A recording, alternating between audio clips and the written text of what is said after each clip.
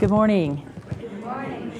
Yes, thank you, Bonnie, and others that are on the platform roster for helping to work me in at a time that I'm not normally speaking to you, because I'm leaving the end of the month and going back to Mexico, where it was 75 degrees when I left there Tuesday.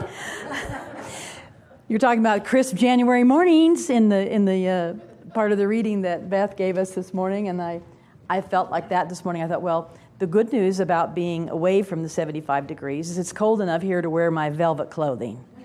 So, you know, it's all about the clothes and the accessories and so forth for me. And Tina and Doug were down there. We were there together in Puerto Vallarta over the Christmas holidays, enjoying, I think it was almost 80 or so the days that we were there. So we can think about that and warm ourselves up. So as Bonnie said, this is the second chapter of the book, The Science of Mind, and it's about the way it works. And your all's theme for this month is about rebooting our understanding of God. And I will confess that I thought, well, you know, I'm going to talk more about the chapter and the way it works, and probably not so much about this metaphor of the rebooting and the computer and so forth, because it'll get probably a little tiresome by the end of the month if everybody speaks too much about it. And I was talking to Beth earlier. She asked me earlier in the week, and you know, did I want her to read anything in particular? And I said I always let the prac up decide what spirit is moving them to want to be saying or reading.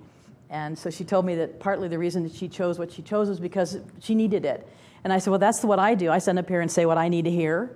I teach what I need to learn. You know, those are the ways it works for me. And if it helps everybody else, all that wonderful and good thing. And I allow myself to let things come through me as I'm preparing for the talk. And so this morning I got a little last minute preparatory kind of a thing. I turned on my computer and it wouldn't turn on.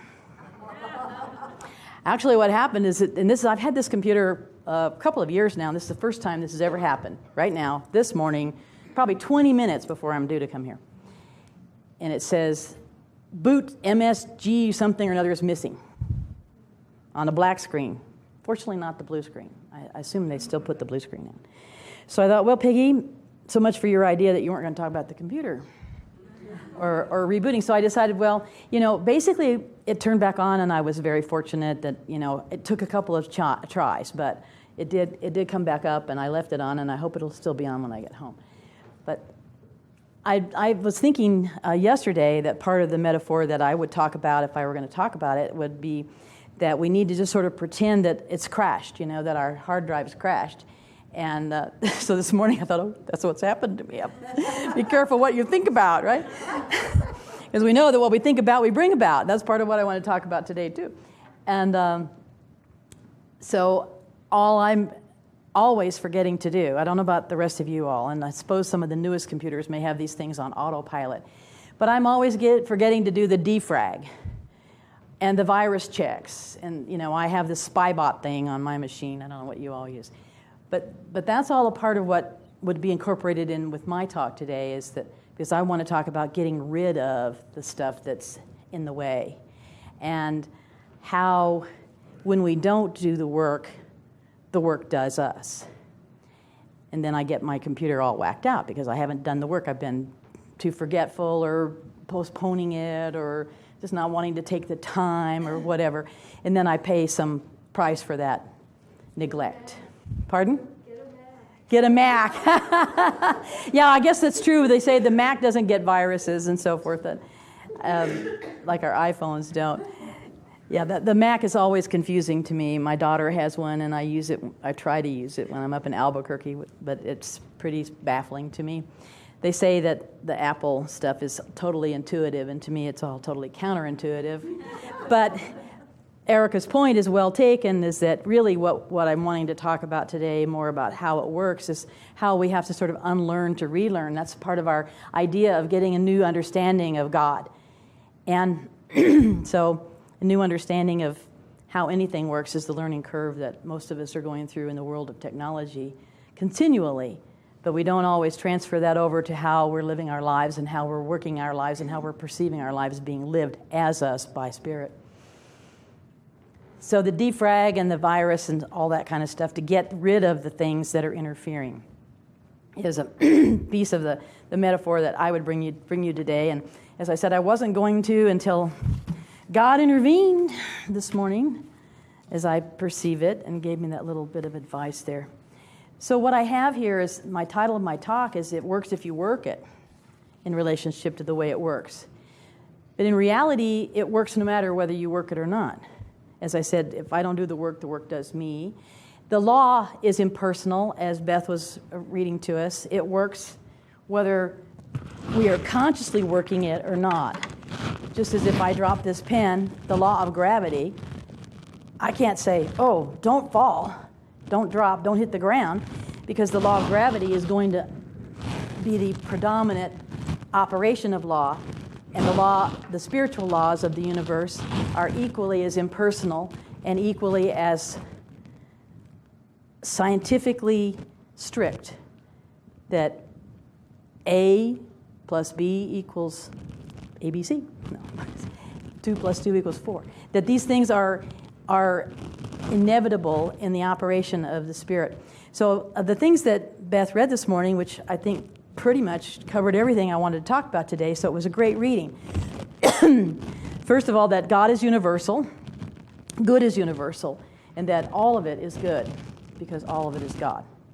And these are things that I've excerpted from the book on the way it works. Probably you could read the entire chapter in less time than the talk is. It's only like 5 or 6 pages. It's pretty easy on the way it works. But I've excerpted a few things, and then I want to talk to you about my take on it. So I'm going to set the book aside. That good is universal. We are one. This is the basic concept of science of mind. That we are one. It is one. There's one power, one spirit, one whatever that you can fill in the blank with. That God is one. We are one with God. And so good is available everywhere. As she was reading, that there is no good and evil. It is more good than we are able to perceive and understand and take in. As she was reading about, our ability to conceive of it is directly related to our ability to receive it. And these are several of the things that I wanted to visit with you about today, that the world, as you know it, as I know it, is only how each of us individually perceives it. So we start out with what we believe, which leads to what we perceive, which leads to what we receive. And this is essentially what Beth was reading about too, that what we conceive of is all that we can take in. So we got to get a new conception, another word for new understanding of spirit or of God. That the new conception comes from a new belief system or a change of belief system. Most of us nowadays are at the level where our change of belief comes in the form of the aha. So we're in the aha ministry here in Science of Mind, where we want to find out what needs to happen to shift our understanding, to shift our belief in something, so that we're going to have a new outcome. Change your thinking, change your life. So all of this good is available in what Ernest Holmes tells us in the text and in many, many other books, almost every book he was ever involved in having authored or written about or written for, is that it's our ability to embody or incorporate the good that makes the difference for us. It's not that it's not out there for everyone impersonally, just like the pencil hits the ground. It's there available because that is the way the universe works as we conceive of it and believe about it. But it's our willingness to receive it and understand it at a different level that makes it possible for us to embody and incorporate it into us. So the law of nature is universal, but it's our use of the law that is personal and individualized. So in order for us to change our ability to take in the universal good that is out there, it's up to us at the individual and personal level to make it ours, to own it, to incorporate it, to embody it. And also Beth read one of the other major points that I wanted to make today is that God can only do for us what God can do through us. Yeah. So how is it that God works through us? Well, the way it works is what Ernest is telling us, that it works at the level that we allow it to work, on a conscious level, to get an outcome that we say we want. If I say I want to be happy, joyous, and free, and I'm not doing the work that it takes to get there because I'm standing in my own way. This is, I don't know about how you guys are, but I know I'm always the one in the way of my good or of whatever it is. You know, it's me and what's between my ears that's causing me to have a thought or a belief or a perception that is going to change or not change my outcome. So Ernest talks about in the book here this idea that we are the inlet and the outlet, that there is an involution and an evolution. And those words sound a little arcane to us, you know. But in reality, the involution is the word. That is, you're speaking the word. That is, you're having the thought. That is, you're at the first cause level. And the evolution or evolution is the resultant factor. So it is the word is involution, and the word made manifest is the evolution. And the word comes from our operation at first cause, that is the thought, which becomes the belief. You know, Esther Hicks teaches us that belief is just chronic thinking. So you have the same thought over and over and over again, and that's how it becomes ingrained in you as a belief. We take then what we believe and what we've conceived of our belief, and it's that level that our life comes to us. The level at which we believe and perceive life is the level at which we're able to receive life. So you have to kind of unpack it, as they say in the technological world today, and see how you can trace backwards to what it is that you're believing and conceiving that is altering or could alter the outcome of what you're receiving from your life. Yes. Oh, thank you. How about I move the scarf? And let's see if that gets any better. You let me know, Randy. Okay? Okay. Yeah, we had a little... Skip says, I love dressing you in the morning. So he's putting all this stuff on me, trying to work around the... I've got like 4 layers of clothes on. I'm barely moving. I'm so cold. How quickly we have to readjust, I guess. But that's all part of it, too. So it's our individualized expression of life and how life lives through us, how God lives its life through us, that is what's really happening in how it works, in the way that it works. So these impersonal laws, we are personalizing our use of them and ending up with what we consciously or unconsciously have concluded our life is to be.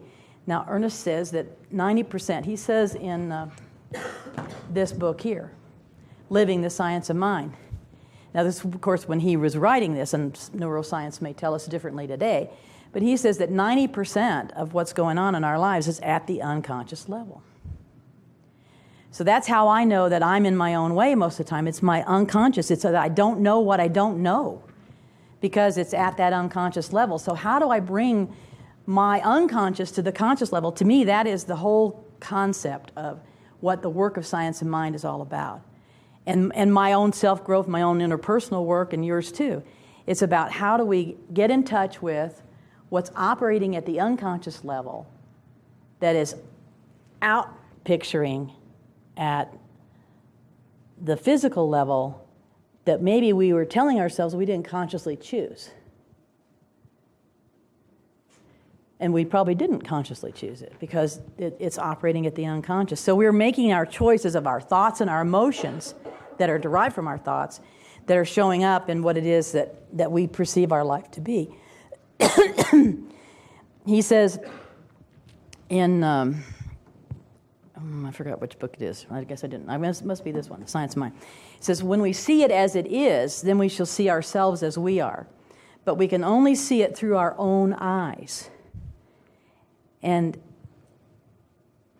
hence we will only find a better God or a reboot of our understanding of God. We will only find a better God when we shall have arrived at a higher standard for man, which means a higher standard for me, for myself, and you for yourself. as the collective consciousness of man shifts. I was listening to something on NPR yesterday where someone was talking about a book that they had read where they said that it was only going to take maybe 80,000 people to have the higher level of consciousness to tilt. I hope that's true. I hope that's true. Excuse me. So it's entirely, according to Ernest in this book here, it's entirely up to us and a question of our own receptivity as to how it comes through. So if the specific ways or thoughts and beliefs that we have, this is what he says in this same chapter, have produced limitations in our life, then it's the other beliefs could replace them, could change them, could make it different. So we're always specializing the law of cause and effect for some purpose, and mostly we are doing this unconsciously. That's what he says in here.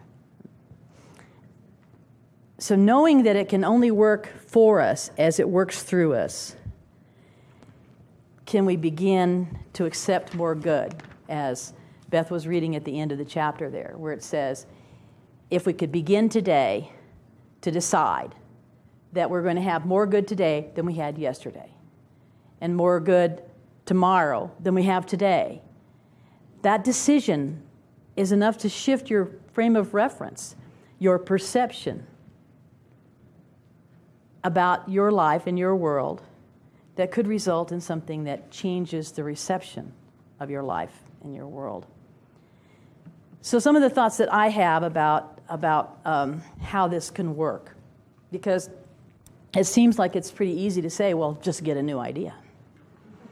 Oh, yeah, right. Just think differently.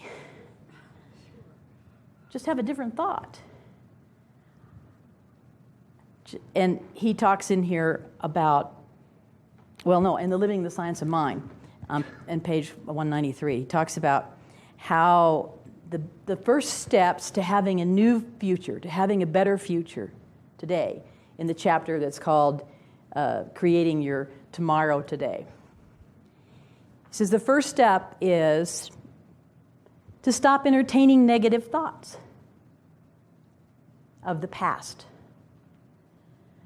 Well, negative thoughts of the past are not only the conscious thoughts that we have of the past, but in my observation of it, it's that unconscious stuff that we have from the past.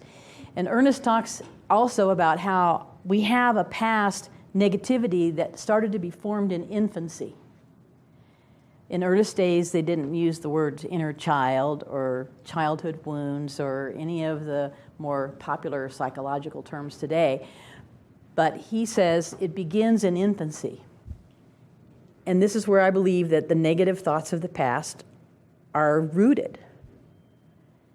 And everything else becomes cumulative as it builds through our life after that. So our conception and our reception of the world, I firmly believe, is colored in that. And the only way we're going to change our conception is to go back and see what is in our way.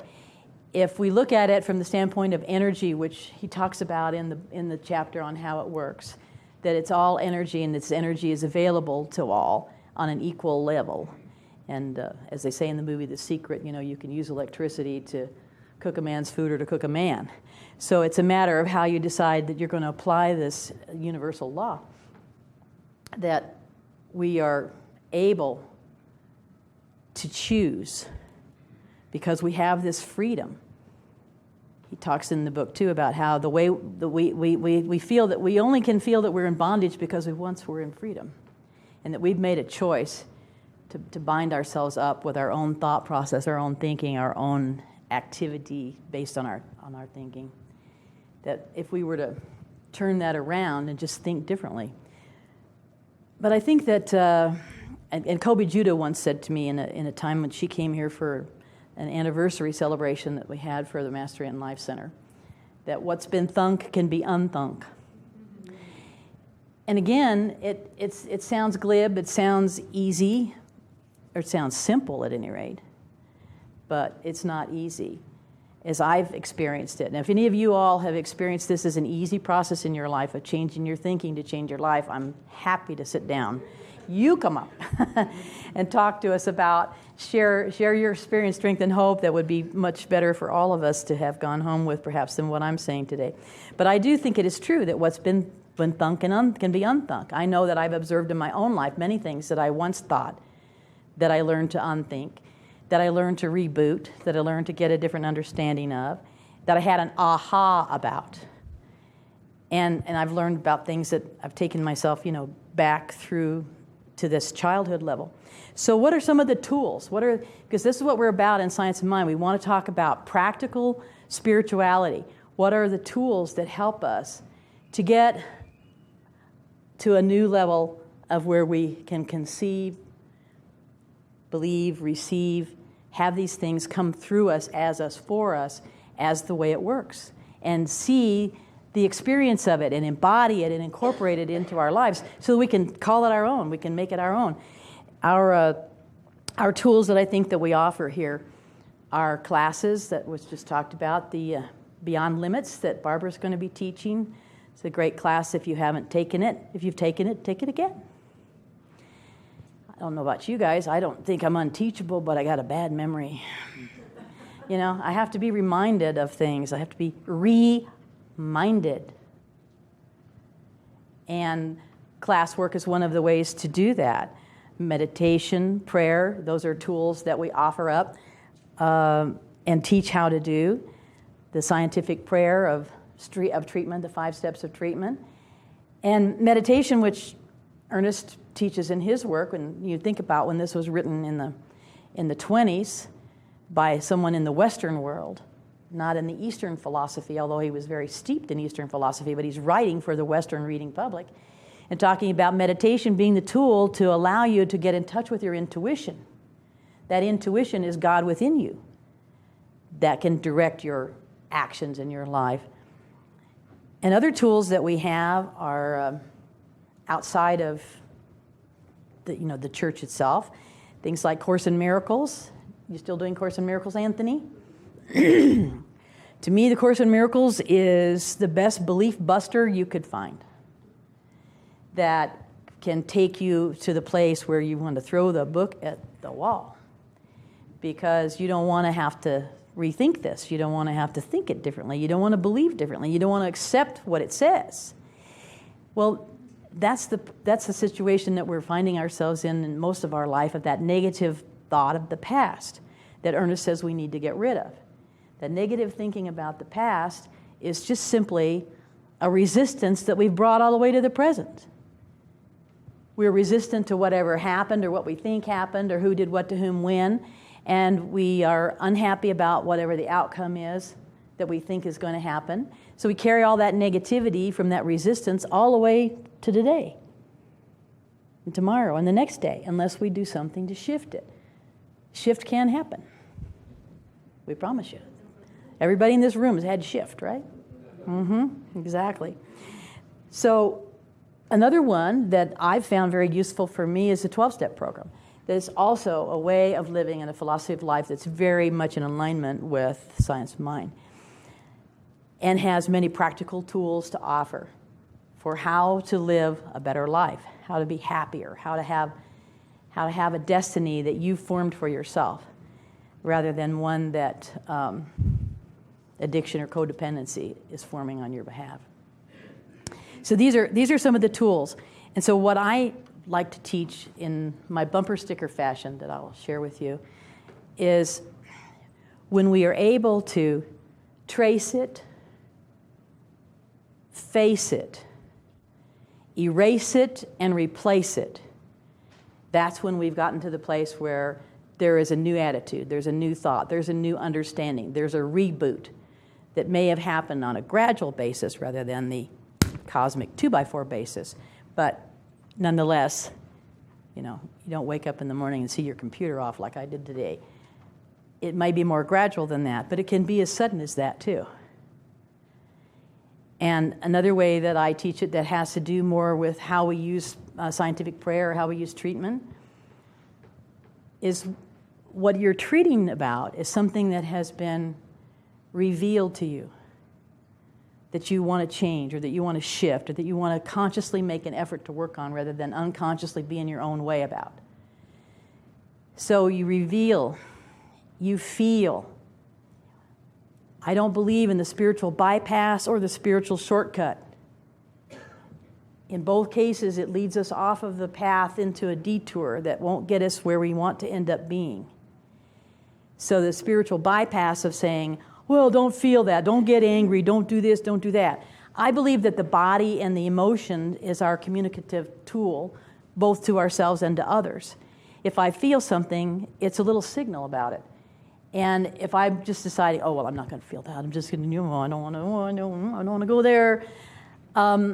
I've perhaps led myself into the detour of the spiritual bypass of, well, that's okay. They didn't really mean it. And then you suppress, repress, depress, whatever you want to call that, your feeling and your emotion, and it gets subverted down into that unconscious level that then begins to be a part of that 90% unconscious stuff that Ernest was talking about that runs our lives. That runs our lives. So we reveal it, we feel it, we deal with it, and we heal it. That's what we're all about here. So I invite you to take this information in whatever possible fashion it may have served you and take it with you out of the room today and be willing to resolve at a different level that you're going to take on this understanding of spirit, this understanding of God. And I brought with me something that is pretty ratty and worn looking piece of paper. You can probably tell that even from all the way out there. This is from my Prac 1 class material that I printed out, and I've had it hung in some fashion on the back of a cabinet door or a bathroom door or something for, I don't know, however many years it's been now. And I try to remember, again, remind myself every day to read this.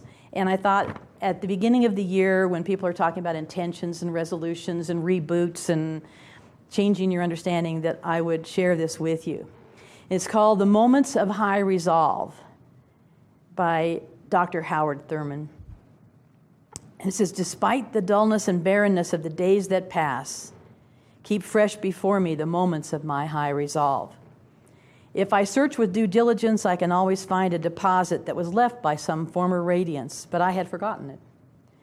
All the time it was full-orbed, glorious, and resplendent. I was sure I would never forget. In the moment of its fullness, I was sure that it would illumine my path for the rest of my journey. But I'd forgotten how easy it is to forget. There was no intent to betray what seemed so sure at the time. My response was whole, clean, authentic. But little by little, there crept into my life the dust and grit of the journey. Details, lower-level demands, all kinds of cross-currents. Nothing really momentous, nothing overwhelming, nothing flagrant, just the usual wear and tear of daily life. If there'd been some direct challenge, some clear-cut issue, I probably would have fought it to the end and beyond. In the quietness of this place, surrounded by the all-pervading presence of God, my heart whispers, keep fresh before me the moments of my high resolve, that in fair weather or in foul, in good times or in tempests, in the days when the darkness and the foe are nameless or perhaps familiar, I may not forget that to which my life is committed. So I ask you today, what are you committing your life to? What is it that we're going to move out of this room today into a new attitude, into a new understanding, into a reboot of our existence? So Ernest says here in the science of how to use the science of mind is the name of this book. We should accept the proposition and do with it what we can.